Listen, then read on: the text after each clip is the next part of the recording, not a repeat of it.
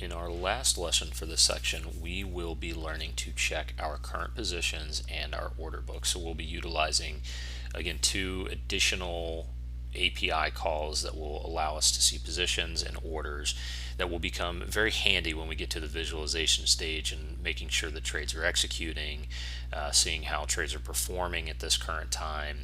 So we'll focus on those calls. We'll try to understand how to create functions that allow us to get the information, and then very importantly how we can take it and manipulate it so that we can use it for easy evaluation and display down the road. So the important pieces here are going to be that you understand not only the call, because I think we're probably getting more familiar with the call to the API itself, but that format of the return, because the format is going to be, again, it's slightly different for the different brokerages. So just understand that return, understand what we're doing with it to manipulate it, put it into those data frames, and get it ready for our visualization when we get to our Dash application.